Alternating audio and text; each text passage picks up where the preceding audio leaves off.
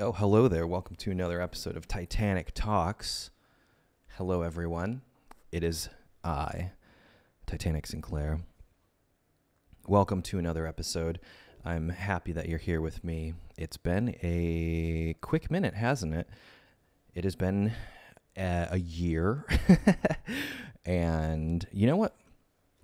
I told myself I'm going to take a year off. And that's what I did. Why did I do that? Well, I had a beautiful baby boy. I had a son, and he is now 14 months old. And so it's been about 14 months since I have done an episode of Titanic Talks. And it has been the best 14 months of my life. I've become one of those people who is very procreation. Sorry to anyone out there who is anti procreation. You meet those people, and I think maybe I used to be one of those people, and it was always the thing was always, how could I bring a child into this world? And then you realize it's been happening forever. It's been happening forever. And being a parent is very, very enjoyable, very hilarious, and definitely the most rewarding thing that I have ever experienced by far. For so long, we got a bug in here. For so long, I thought career and success and money and attention, all of those things, I thought that would fix the problem that has been floating in my head pretty much my entire life. And I don't think that there is a fix. If you're out there and maybe you have struggled with mental health or anxiety, depression, etc., you get to a point in life, at least I got to a point, and I just kind of threw my hands in the air and said, okay. Okie dokie. And ended up with someone who was in the same boat, where we decided, hey, I think it would be a good thing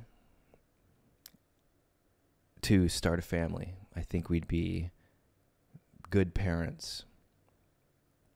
And so I took a year off of pretty much the internet, making videos, writing videos, producing videos, and all of the above.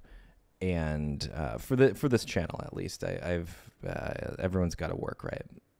And now that he is walking and starting to talk, which is hysterical, I feel as though, well, okay, maybe it's time to talk to the people, the good people out there who choose to click on videos like this. Or maybe you stumbled upon this. I don't know. In that year, a lot of things have happened.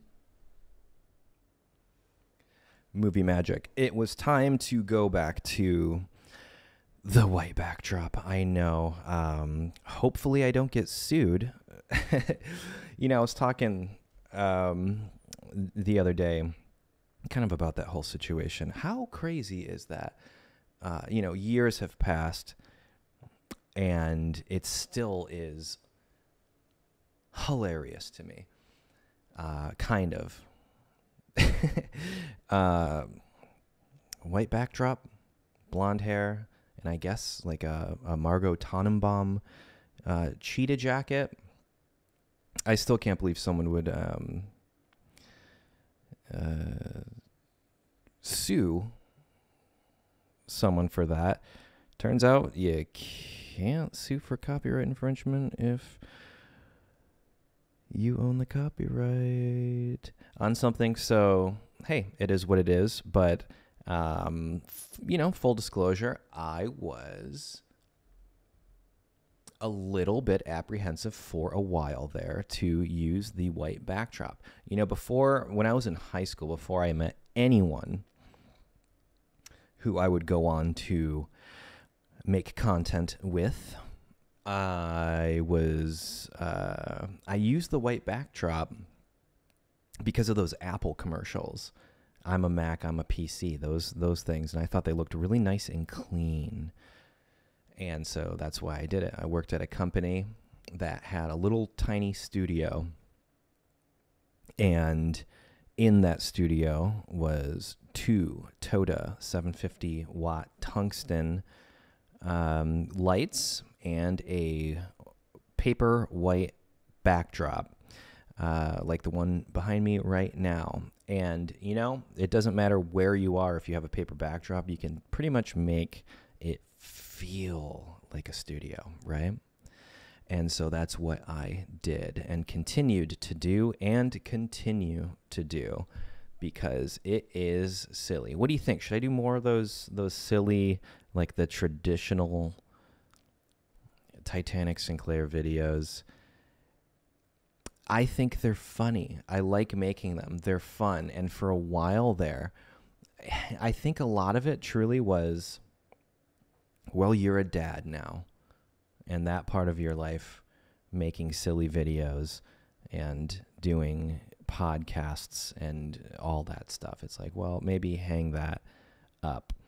And I'm glad I took that year because everyone told me, fast forward through this if you're not a parent or if you don't care about this kind of thing. Maybe I'll put little chapter markers or something. But if you're a parent or looking to be a parent, I think that this is some interesting insight.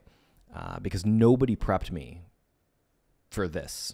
Everyone tells you before you have a child, when you find out that there's a pregnancy and you get the first ultrasound and it's exciting, right? It's very, it was very psychedelic to me. And everyone, especially the dads, would tell me everything changes. And I truly thought that was like you're going to wake up all the time at night and whatever.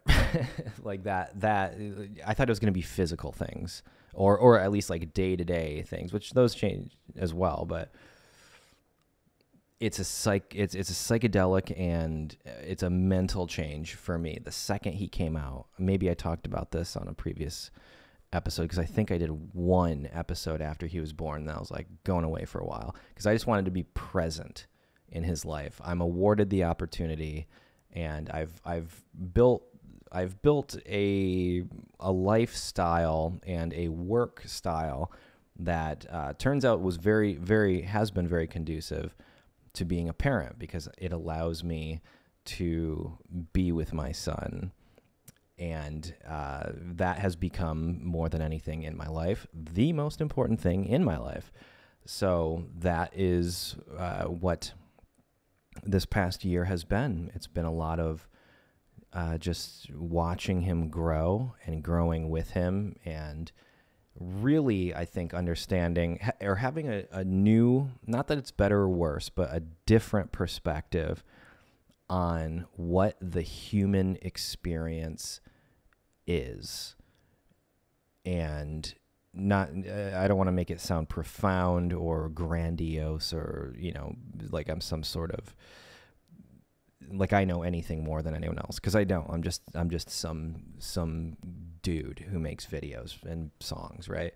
But it pleases me, and I'm excited to talk about the life change that is involved when you have a tiny version of you running around. He just started walking. 4th of July was like the first day that he walked, and he's already figured out running. 4th of July was a week ago. Yeah, it's crazy. parents always tell you, I still get it too from a lot of grandparents,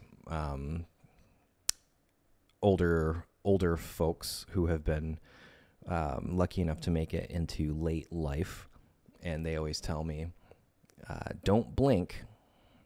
They grow up so fast, and I'm sure you've heard this as well a million times, especially this is an episode for everyone. I don't want to become one of those, like, all I talk about is my son programs, but I think that there's some insight there, because most of my friends are not parents, and there's kind of a split that happens with your friend group when you do become a parent.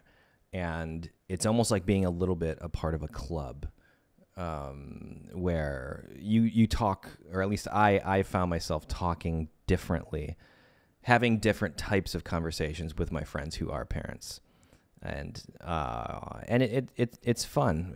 There's just tiny little tidbits and things that you learn along the way. And there's no perfect or correct way to raise a child. You can only do your absolute best. And for me, it's been 14 months of every day just being like, well, this is a very good opportunity to take only the good things about life and introduce them to this tiny little man. And I'll tell you what, it is hilarious. His big thing right now is wow.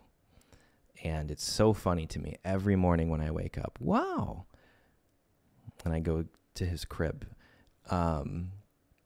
And we took him to the water park. And the thing down here in Texas, there's a lot of splash pads. I don't think I knew what a splash pad was until about a year ago. And for those of you who are not aware, maybe that's not a thing overseas so much. It's basically just like a park where there's water, right? But it isn't necessarily a water park. So you'll find them as a section of a park, maybe. Because when I think of a water park, I think of slides and maybe a lazy river and corn dogs and beverages. This is more of maybe you'll find them in a more residential area. And I've become very fond of the splash pad. For those of you who've been watching videos that I've made for a long time, I would imagine that was not on your bingo card, me ever saying that I'm very fond of the splash pad, but hey, it brings my baby boy a lot of joy. It's weird, I can't even really call him a baby anymore. 14 months. I never wanted to be one of those people too. I used to get so, if I saw someone, they're like, oh yeah, my son is 46 months old. I'm like, okay. But there's a lot happens every week, and certainly every month, and so it's kind of almost like what I've found, I guess, is it's like a parent thing. It lets them know. It's a reference point, because the difference between I could just say, yeah, I've got a 1-year-old kid, right? That's different. If you spend a lot of time around children, that's different than like, hey, he's 14 months. And so what I'm finding now that I am around people who have babies younger than mine, which is strange, and super, super, super cool. But it's like, I feel as though I almost have like this extra, like a little bit. Now I'm the guy who's like, hey, don't blink. Your boy is a dad. So we'll leave it at that. I don't want to bore everyone with dad stuff. But hey, look, That's just I've been doing this YouTube thing for a very long time. I didn't think I would ever become a father while doing this stuff, making videos and whatnot, making albums, etc. It's been very busy. I got rid of I got rid of everything for a while. I almost deleted this channel. It happens. If you're watching right now and you have your own channel, maybe you're creative and you make things. You probably, I would guess, if you actually care about what you make, you've probably been there. And I just kind of was like, well, I haven't done anything. Really what it was is I was like hovering over the delete channel button, and the first thought that came to my head was, oh, I should film this. I should record this. And so I set my phone up. It was the camera I had at the time. And I kind of stared at it for a second. And it was just like, oh, well, technically I'm making a video. So maybe I'm not done. And then here we are. And I realized, well, we should do more Titanic talks. And I realized something. I've never gone back and listened to any of these, so I apologize if I repeat things and maybe I'm all over the place. It's a set it and forget it kind of a thing. But I feel as though when I first started doing this series, Titanic Talks, it was more of I started to think like, oh man, like this sounds a lot like therapy, and I feel like it should be more entertaining. And I realized I haven't really told many stories in this format before, and it might be a good way to do it. And also, I'm not scared anymore. I've been out of the Hollywood thing for 3 years now, and almost 4 years, which is unbelievable. And I legitimately don't care about that stuff, because I have a fantastic situation here, and I'm happy for the first time in my life. And we're living in this very strange time where everyone is like, it's my truth. This is my truth. And I think it'd be interesting to just tell the truth.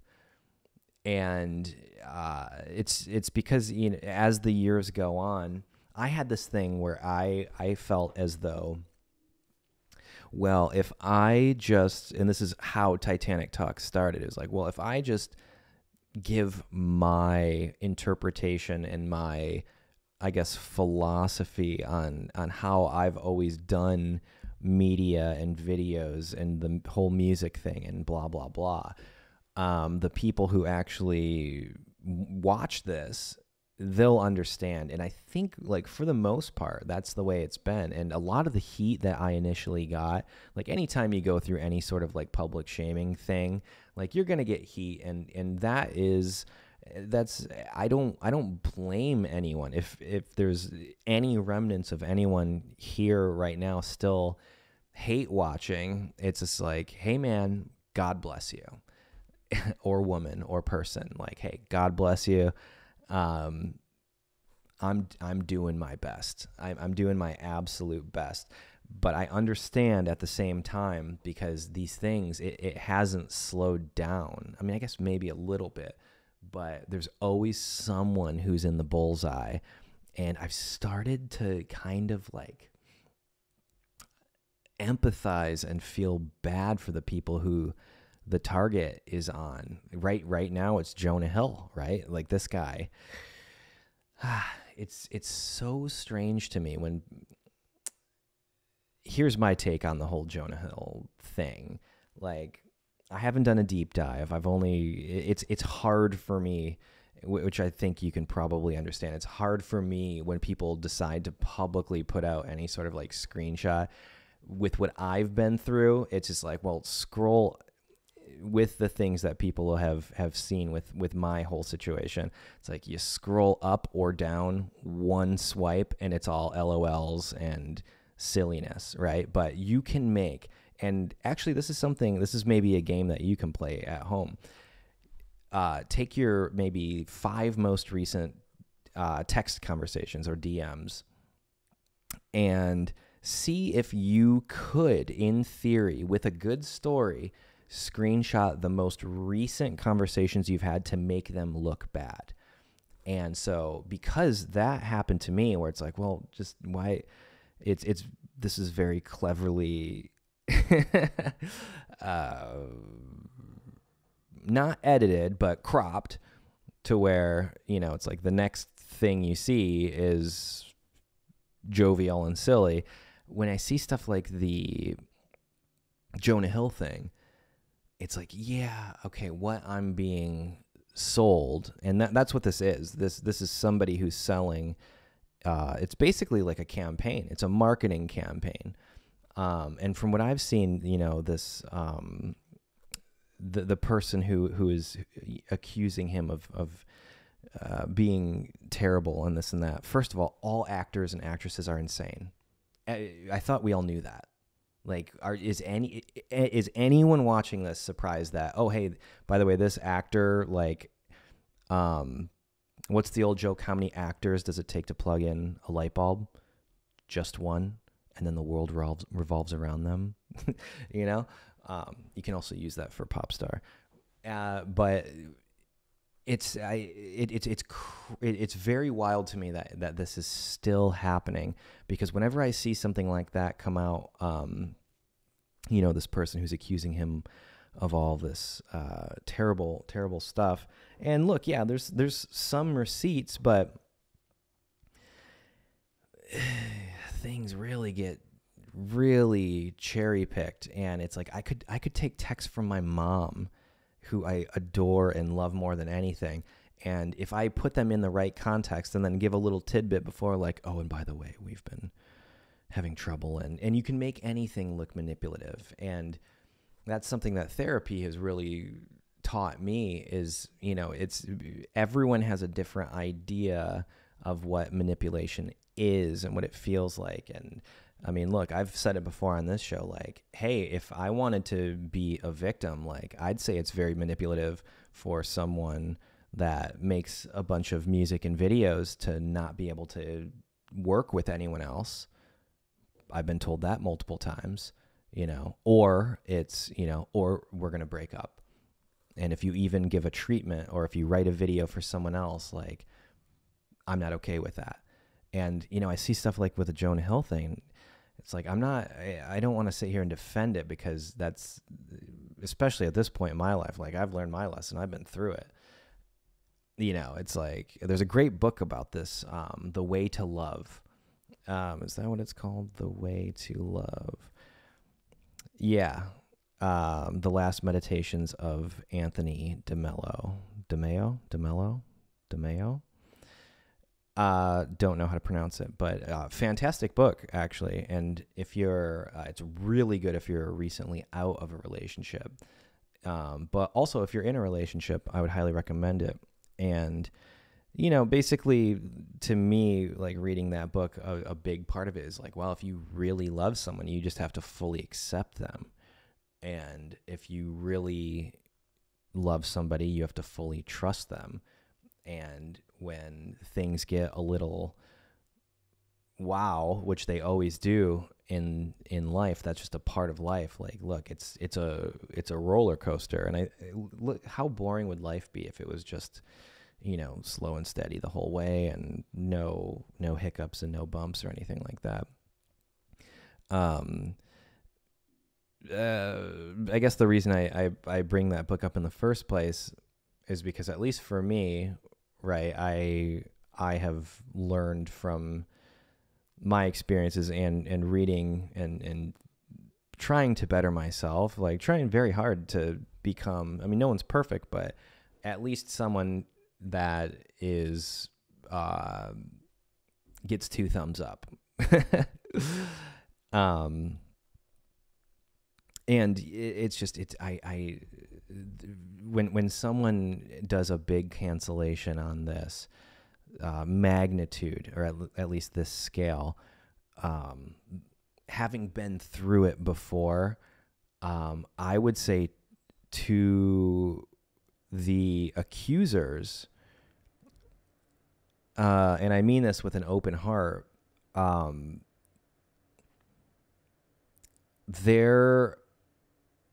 are unforeseen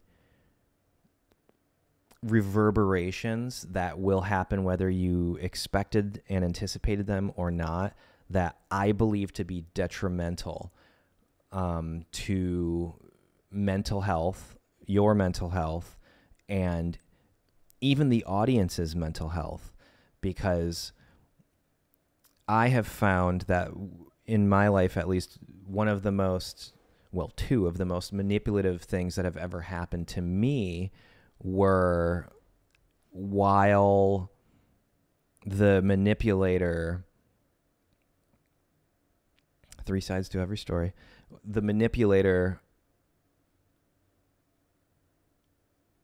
continues the manipulation not on me, but on the people. And I am of the type, and I've been pretty consistent with this. I remain, I don't think that the audience or the general public is dumb. So I've definitely been of the mindset that, like, well, anyone with half a brain knows that this is malarkey. And luckily, the legal teams agreed. And it's still happening, though. And as of today, Zoe 101 star Alexa Nicholas accuses Jonah Hill of forcibly kissing her when she was 16. I don't know who that is. That is how detached from everything I've been for a very long time. Apparently she tweeted, hashtag Jonah Hill didn't hand me the cig, which I thought was weird. And then we walked back to the door and I asked him for it. And he said nothing but slammed me to the door and shoved his tongue down my throat. Doesn't sound good. And even I can agree. Hey man, if this happened, yikes, with a capital YIKES. But the attorney fired back and called Nicholas a, quote, her account a complete fabrication, and also labeled her as a serial accuser who has made assorted accusations against multiple men in the entertainment industry. I mean, look, lawyers talking there, take it with a grain of salt. We weren't there. I wasn't there. You weren't there. But multiple accusations against multiple people. You know, I've found that was something, going through my stuff that I found to be very unique. No, not unique. Particularly intriguing. It's the same thing. You ever meet that guy and all of his ex-girlfriends are crazy? Or you ever meet that gal, every single one of her ex-boyfriends was manipulative and crazy? It's like, how many exes do you have? 6? All of them? All of them? Wow, you have really bad luck, don't you? Or, crying wolf. It is what it is, right? We've got this going on while Elon and Mark Zuckerberg are talking about measuring their members. What is going on? I don't think I ever told any of my Elon stories. He's been to my house. Very true story. I have receipts. I never wanted to get into it. There's a whole kerfuffle. I wrote all these grime songs, and a couple of grime songs, and we were working together, and it was right when she was literally at my house the first time that they like DM'd, or they were talking on Twitter and this and that, and suddenly, and she was dating someone and blah blah blah. I'm gonna have to tell that story sometime. Very interesting though. I mean, who would have ever thought two of the wealthiest people in the world? He's been nothing but cool to me, by the way. He's invited me into his home, well, several homes. Nothing but cool. So I feel like I have a little bit of stake in the game, and I don't, I'm not the type of person who like wants to go and parade around about like all of like the well-known people I associate or have associated with. It's interesting, I feel like it's noteworthy. It's like when the richest person alive has been to your apartment, it's noteworthy. I'll tell the story sometime. Really wild story. But he was super, super cool to me. So when I see, all these people, it's so wild how this has kind of happened in a relatively quick amount of time. He kind of went from like this Tony Stark character in the public eye. I have nothing but awesome stuff to say about my encounters with him. It's been nothing but he's just very, very cool. He's super duper, like a genuinely nice dude, and really fun. Like really fun. And I guess you could kind of say the same thing about anyone. It's like, well, if one of your friends is just starting to date this new person, they're probably going to be cool to you, right? But also when it's the wealthiest person ever, you don't expect to receive any sort of, or I didn't expect to receive any sort of special treatment or even like nice treatment. It's perplexing, but he's been very, very cool. I will say, it's a little the way the whole Twitter thing. I mean, I've been off Twitter for a couple of years now, but through the grapevine and through the World Wide Web, and as much as I like to be off the internet, you still see pretty much everything, right? And it's humorous, and having hung out with him, I feel like enough times where it's like, yeah, I feel like I kind of get it. To me, it always comes across as like, silly. And I think it's hard for people to wrap their head around a multi-billionaire having a sense of humor. But at the same time, it makes you wonder if like if it was like, how funny was like Joseph Pulitzer or Hearst, these old cats. You see movies like what's the There Will Be Blood. You see movies like that, and it's always, am I really defending billionaires here? I think I am. Okay, well, it is what it is.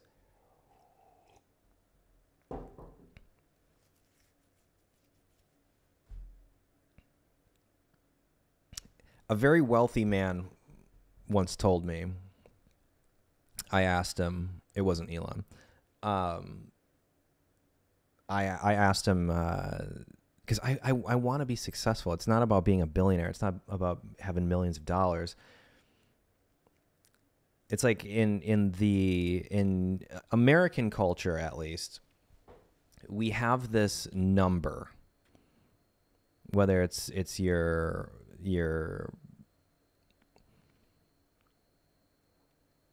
the number is like your perceived value. And look, especially this past year, well, 14 months, that thing has it's completely changed. Now it's about, I used to, it was like a video game to me, like have a big number in the bank account and with your investments and all that stuff and assets.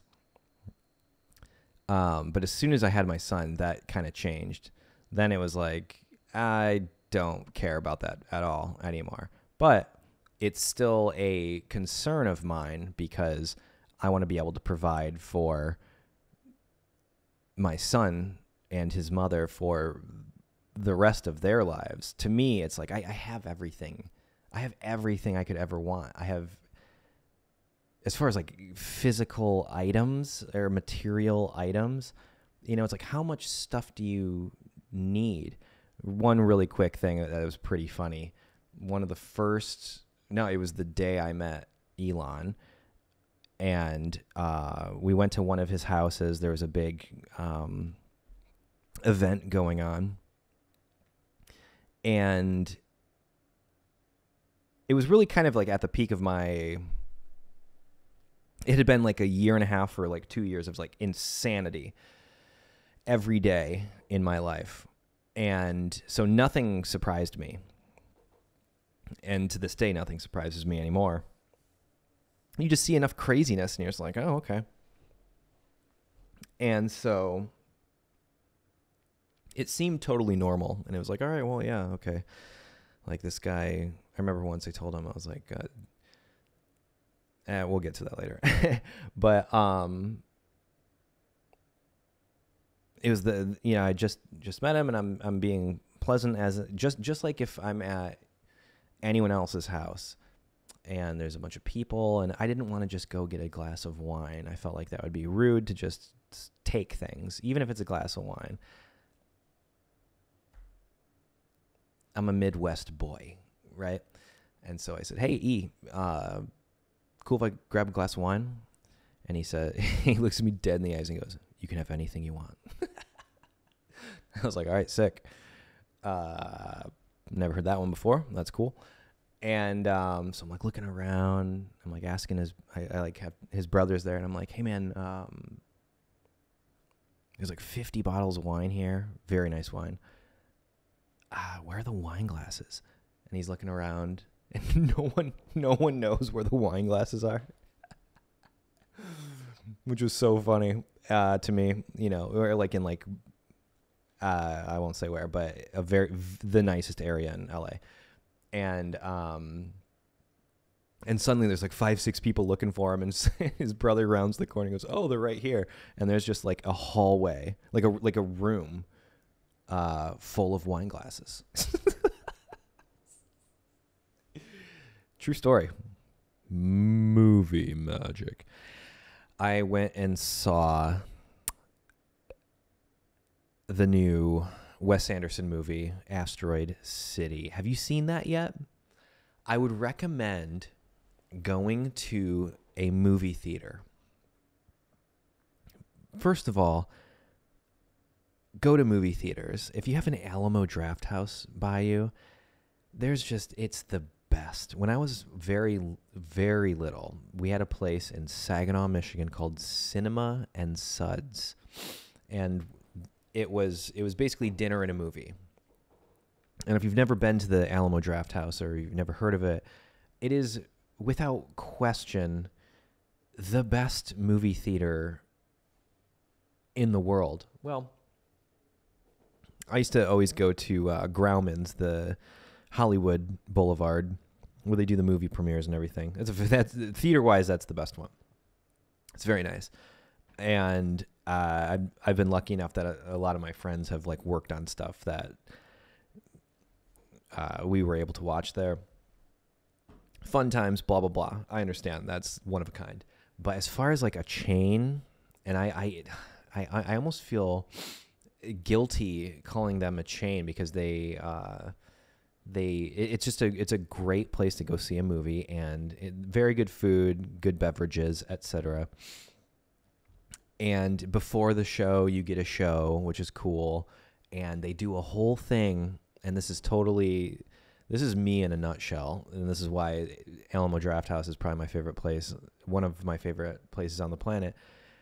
They give you like a 5-minute lecture before every movie on screen about how if you use your phone or if you're loud or disruptive or annoying, we're kicking you out and you're not getting a refund. It's just great.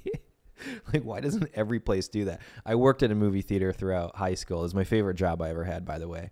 I had more fun at the movie theater than I ever had doing all the crazy directing and music production and stuff. I loved that job. It was just so awesome. I have a fantasy of working at owning a movie theater one day. And I think that would be fantastic. My little Kiki is chasing something, and now I feel insecure about being barefoot, because what if it's something scary? We have creepy crawlers here in Texas. That's something I wasn't really prepared for. I've lived here for 3.5 years now, and I'm still finding creepy crawlers. And I live way far out in the country, middle of nowhere. And there's tarantulas, there's rattlesnakes, and just bugs everywhere. There's a bug right now on my cup of tea. And there he is. Maybe if you have a 4K, if I release this in 4K, if you have a 4K television, maybe you saw the little bug that was on my cup.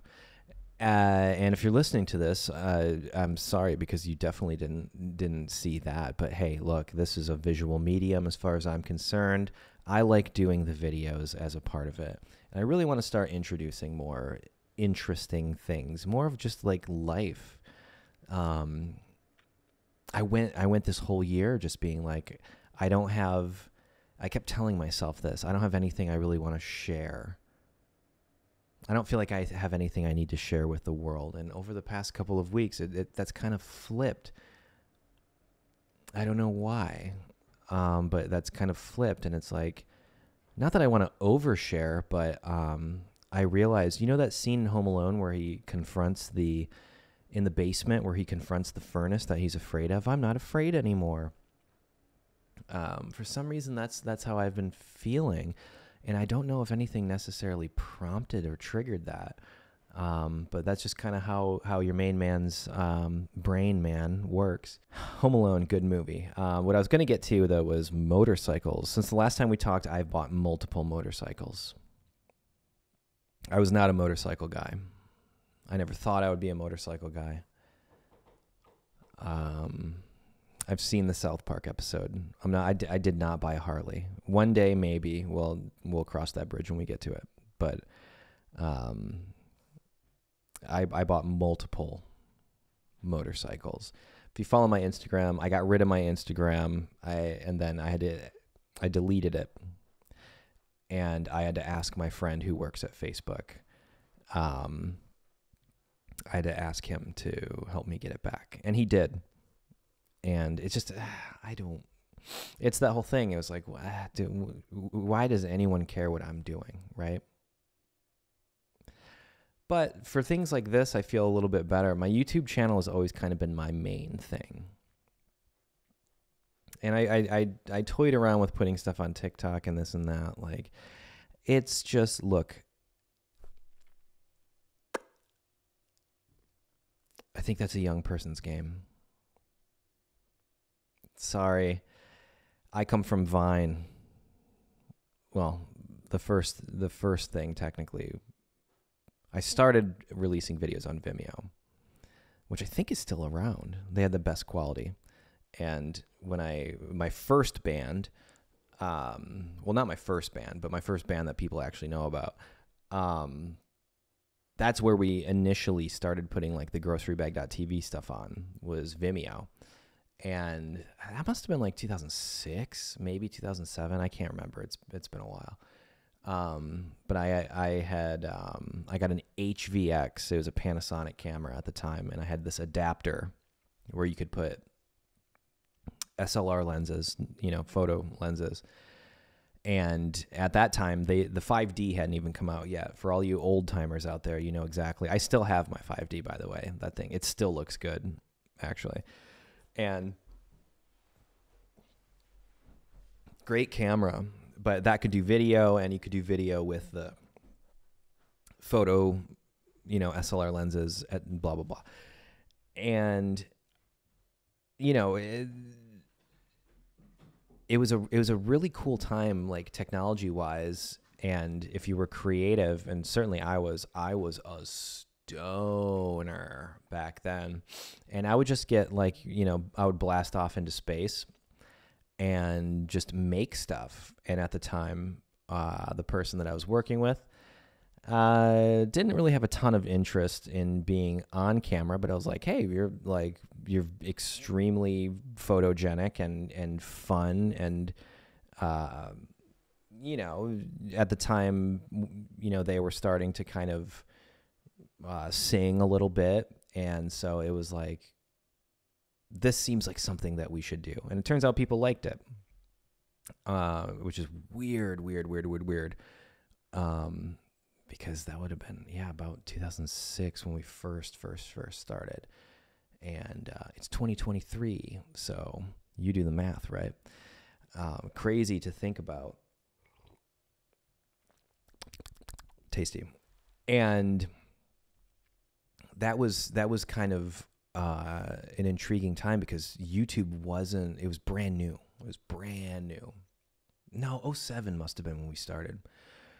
Because I know 2008 was when we switched over to YouTube, because the audience or the community on Vimeo, everyone was just talking about like what settings are you using on what is the lens adapter that you're using, and what focal length and f-stop and blah blah blah. And I was like, no, dude, like I feel like the things that I'm making are like a little interesting, more interesting than the tools that are required to make them. And so I had noticed that the commenting system, and at that time you could do video responses and stuff. And so I would send all of my silly videos and stuff. And that was when like the genesis of Titanic Sinclair kind of started.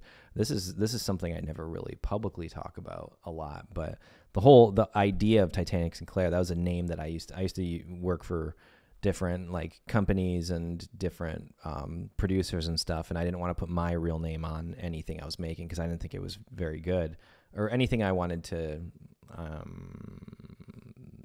be credited as. And it turns out, so we would just use, my buddies and I that were working on these projects, we would just use fake names. And I just thought Titanic Sinclair was so funny, and it just ended up sticking. The life is a series of silly conundrums and ironic, silly situations. So we switched over from Vimeo to start putting things on YouTube, and here we are, 2023. The year is 2023, and Nicki Minaj is not dead yet. She is still alive and kicking. I sat by her in Milan, Italy, at the Fendi. I'm sure if you Google this, I haven't Googled this yet, but I'm sure there's photos. You could find them. I'm in pictures with Nicki Minaj in Milan, Italy at the Fendi. This maybe was it was one of the fashion shows. I can't remember. I went to so many of them. I can't remember. I kind of want to go to those again. It was really fun. It was so stupid being there. Everyone took it so seriously. I tell my friends, because they're always very fascinated by that whole thing. And I always tell them, it's like going to, when you're in high school, people in high school now, I don't think have bands. Everyone's just bedroom producers now. But for old people like me, we didn't have. I used GarageBand for the first time, I think, when I was maybe like a senior in high school, or I had just graduated. And then I moved to Logic and then all that jazz. So now all the kids who would have started bands, they're just using like Ableton or Logic, and they're just making albums in their bedroom, which is rad. There's some really good stuff coming out from bedroom producers. But my friends always ask me, like, what was the whole fashion show thing like? Because I did like maybe 3 years of that. And basically, oh, and by the way, everyone you see, you always see like the pictures of them at a fashion show. They're just paying a publicist to be there. That's how it works. You just have a person who can get you there. And usually that's a publicist. Agents can do it too. Which is funny to me. That's the only reason that we were there. We had a really good agent, and they were like, hey, you want to go to Fendi in Milan? Well, yeah, that looks cool. And then there's all these people who are paid to be there to photograph the event, and because their publication wants to, it's kind of like a paparazzi thing, but not really, because with paparazzi, people don't want to be seen, but with the fashion show stuff, they do, which is weird to me because it's the same people. It's like, well, you are begging for attention 1 minute, and then you don't want attention the other. It's like, if you're in the spotlight, you kind of have to just like, I think, accept like, hey, people are interested in you and they want to see you. Maybe I'm wrong about that. Also, people, it's a very common thing in Hollywood where people call the paparazzi on themselves. Everyone does it. And so a lot of those photos that you see of, oh, it's scandalous. Oh, this person's out with this. Their publicist talked to the paparazzi, and it's a whole thing. They gave them the tip, the anonymous tip, of course. And that's just the way it works. The whole thing is designed, you're supposed to feel like it's organic. And I guess it still kind of does, which is intriguing. What was I talking about? Asteroid City. Yeah, I guess. Does Wes Anderson know how Wes Anderson, his movies are at this point? And I've been saying that for a couple of years, but this one was like extra Wes Anderson. It was cool. The whole thing looked like a Norman Rockwell, which was, I like that whole thing. But I couldn't even begin to tell you what this movie's about. I'm not going to pretend. And I'm one of those people who will I'll talk for hours about what, The Shining's about or whatever. This one, I don't know. We left the theater and, I just said, I think that was a character study. I enjoyed it. It was very nice to look at, and it was funny. But I got to say, the takeaway from it, yeah, it was beautiful. But I somehow I avoided seeing any new movie trailers. And it looks like a lot of good movies are about to come out. All of the A24, I don't know how they say it. They seem to be on fire. They've been on fire for years. If you've got that logo in front of the movie you're about to watch, it's probably going to be good. That being said, I did enjoy the Barbie trailer. I think I'm going to enjoy that one. It looks quite silly. We talked about the Barbie movie. We talked about Wes Anderson. Motorcycles. I don't think anyone really cares. Leave a comment if you ride. I feel kind of dumb even saying that, if you ride. Talk about being in a club. That's a whole thing. Bought some motorcycles. What else did I have written down here? My brother told me to watch Barry. Have you watched Barry? I'm late to the game on this one. We'll just fly through this so we can get to the listener questions. Watch that if you haven't. I think I watched the entire series, 4 seasons, in 5 days. My brother said to watch it. It's really good, and I could not stop. And also, apparently tonight there's a tornado in Chicago near O'Hare Airport. Yikes. That's not something that you want to be a part of. I remember one time, I've flown around I did the math once. I've flown around the world about 6 times. The full circumference of the world, 6 times. And wow, that's a lot of flying. And most of it was in coach. Cheap tickets. I had a really good manager for years who is an absolute legend.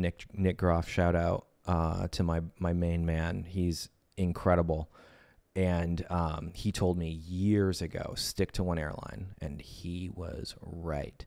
So if you fly coach around the world a couple times and just deal with it, if you're over 6 feet tall, flying anything other than business or first is it's a bummer.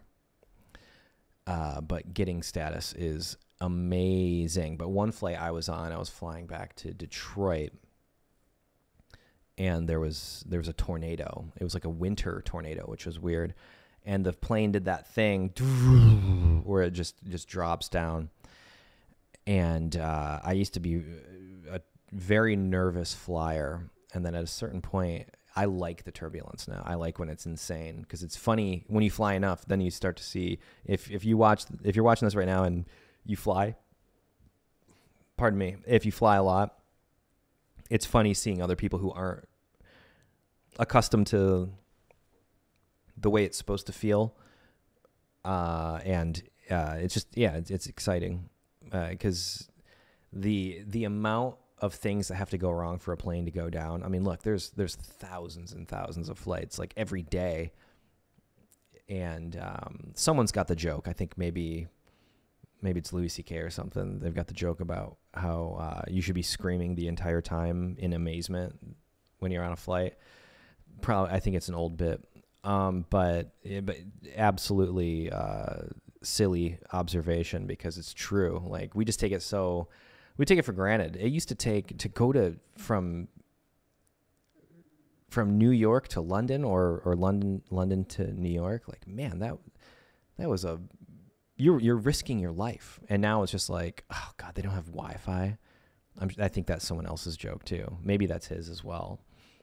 But it's silly. Anyway, long story short, I was on a flight landing in Detroit, and sometimes the airplane will make a noise when you do like and you do the big drop. It's like the Tower of Terror, or I guess now it's Guardians of the Galaxy, the Disney ride, where you just do a drop. I used to really freak out about that kind of stuff. Now I like it. It's fun. But the person in front of me, they made this noise that I'll never forget. You ever hear a noise in real life that a person makes and you just don't forget it? And the noise the guy made was something like this.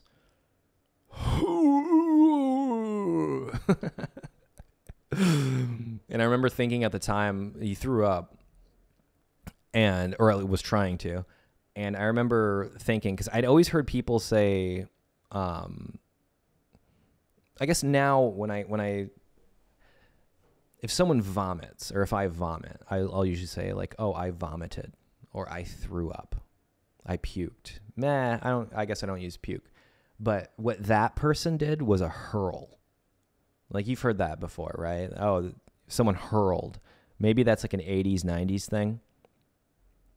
In Wayne's World, they said spew. I thought that was funny. If you're going to spew in this. If you've never watched Wayne's World, the second one's, it's good, but it's not as good. But the original Wayne's World is one of the best movies ever made. If you're going to spew in this. But this guy hurled. For some reason, I felt like I should talk about that. Let's get to listener questions here. If you want to send a listener question, just email me, titaniksinclair@gmail.com. That's the best way to get a hold of me. For everyone who's emailing me about songs that they want, everyone says the same thing. I'm not going to leak it and this and that. It's like, guys, just stop. Everything that was going to be leaked has leaked for the most part. And there's stuff that, and they try to do the hustle thing where they'll use an email that's close to the producer, and it just there's a reason those songs never came out, right? Why did you disappear? I feel like I went over that. I wanted to spend time with my son and be as present as possible. I'm pretty sure I've been with him every day of his life so far. I purposely haven't. I've been turning down stuff where it's sometimes for work. You gotta leave, and go and be in LA or New York or London or whatever and I used to do that all the time. But with a baby, as he gets older, I feel better about he's becoming more independent now, so I feel better about leaving him with his mama and grandparents and all that stuff. But 14 months I've been with him every day, and I'm glad, because I took the advice of a lot of people close to me who said to be a sponge and don't blink, and I have not. How is the baby? Well, I think we've covered that. He's doing absolutely fantastic. And every morning when I do my morning gratitude, 5 things that I'm thankful for, still do it every day. Learned that in therapy years ago, and I still do it. You should try that too, by the way. If you're going through stuff, everyone's got their own things. We're always going through something, it does help. I thought it was silly, and I find myself still doing that. And number one is always my son. He is amazing, and just so funny. It's unbelievable. Are you done with the Mai Tai guys? No. We've only released 3 songs, 4 songs, maybe 3 at this point. I just got really busy with work, and Johnny Danger and Eugene, who are the other Mai Tai guys, have been very, very busy as well. And we have the album's done. I need to figure out a way to get these cranked out.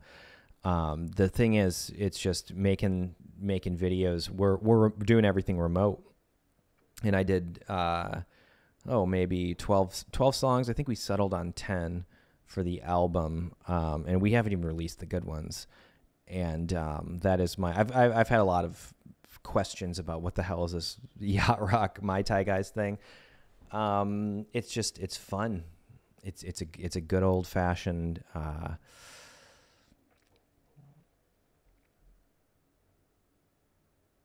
I love the idea of making music where the only point of the entire thing is it's something you should listen to on vacation. That's Mai Tai guys. There's one on that album called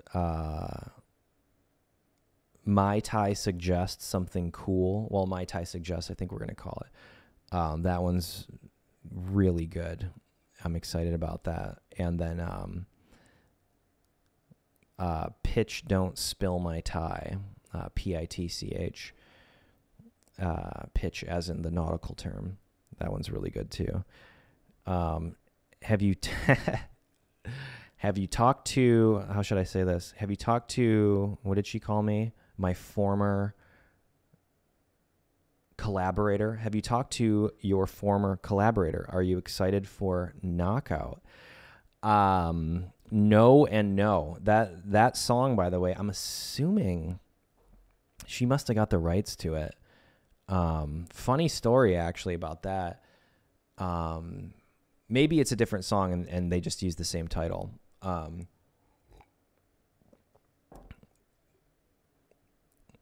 or no, I think they meant, did I say knockout? I think they meant, well, the one I know of is not knock off. And that song's probably 7 years old. Was it 2023 now? Yeah. It's probably like 6 or 7 years old. Yeah, that was written by Simon. And actually, yeah, so I wrote a whole treatment for that, and we were supposed to do, this happens a lot. Wrote the whole treatment, got the budget, asked a bunch of favors from, friends with production. There's a whole dance number. I bet if it's the same here, prediction. If it's the same song, it's I don't want no knockoff, want that real shit, real authentic. If it's that, there's probably gonna be like a dance number. I've heard,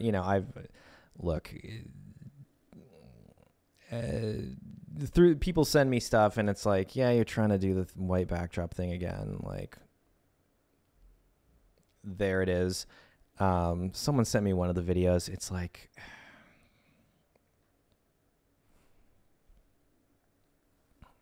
that whole thing you were trying to do didn't really work out, did it? Told you.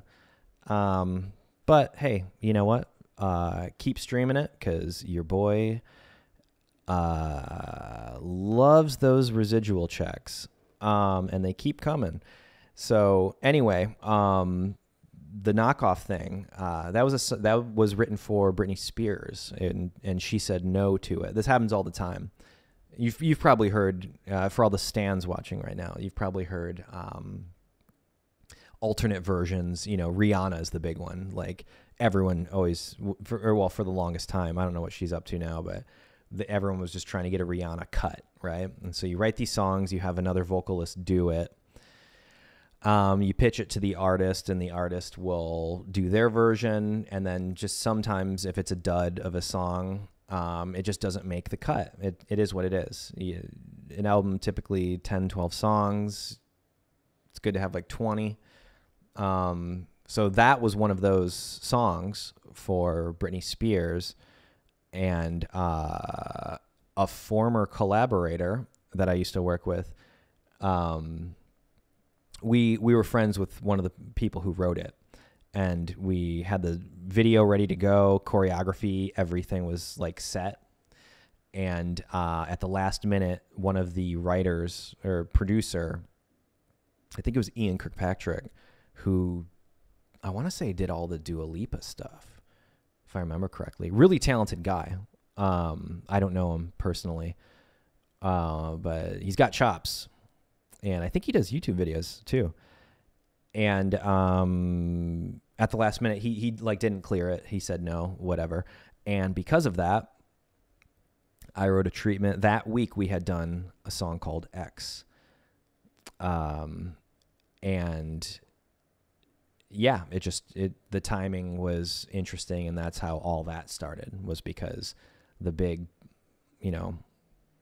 top 40 number, Ian said no to it.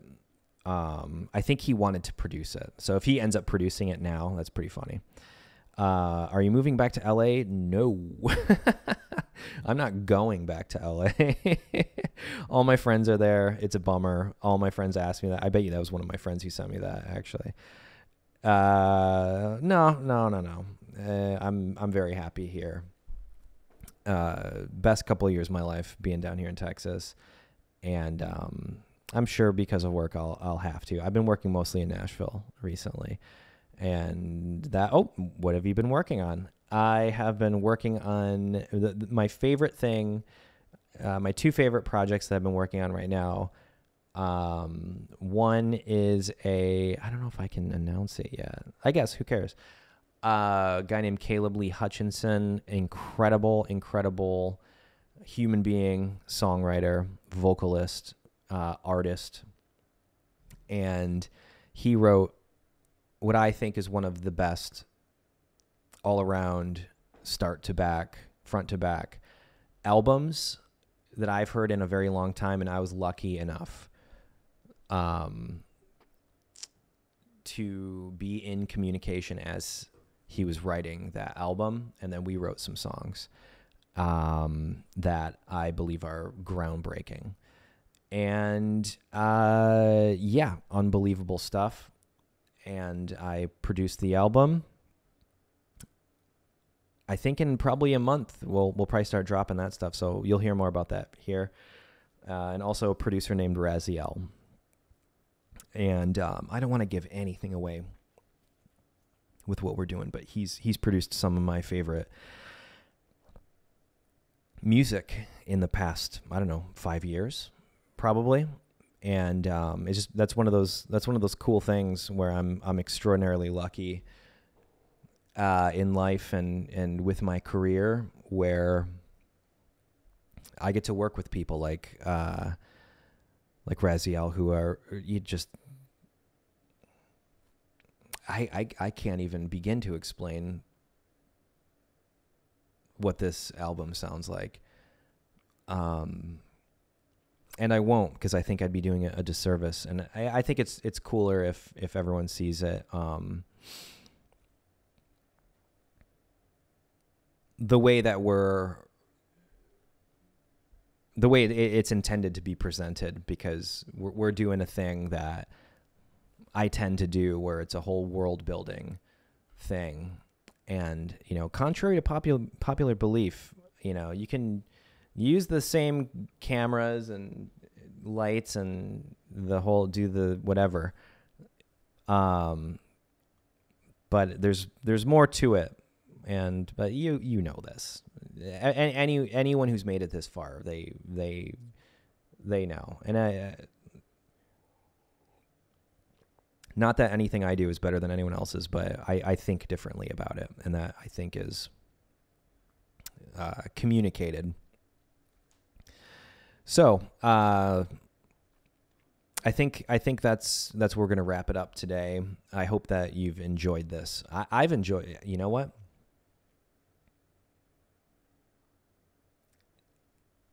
We're bringing it back. I've missed doing this, and I think that I think we've gone over some really interesting things in the past hour or so, and I'm happy to have maybe you've been doing your dishes or driving to work, maybe you're at work, maybe you're laying down to fall asleep. But I'm happy to have spent this time with you, and we're gonna get back to the weekly. I want to do one of these a week.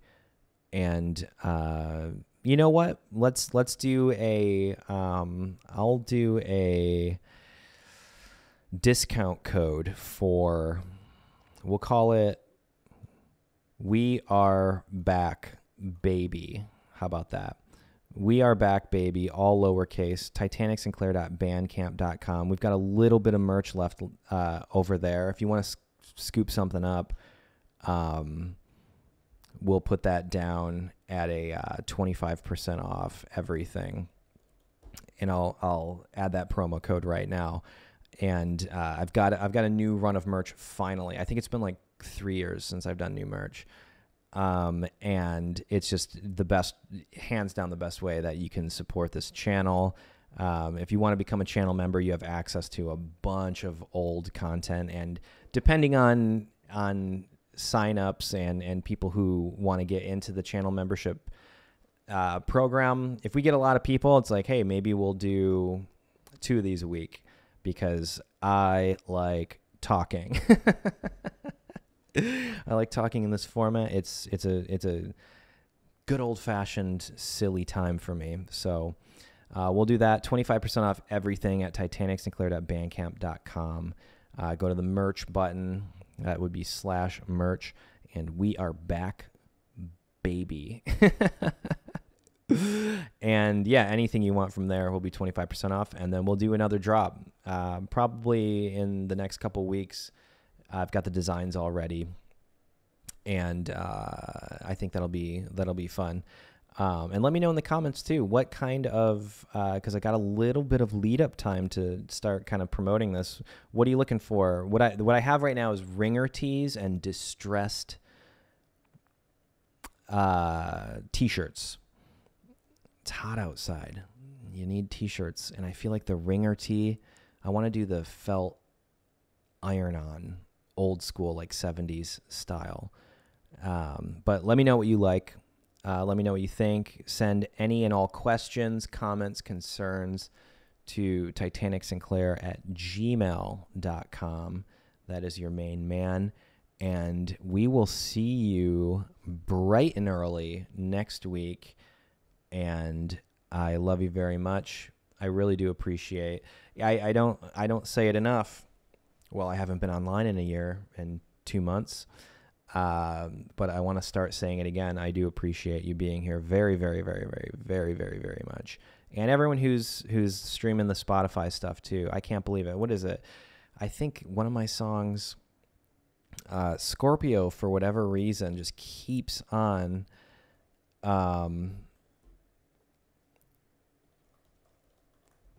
I keep getting streams on it. I don't know what the deal is.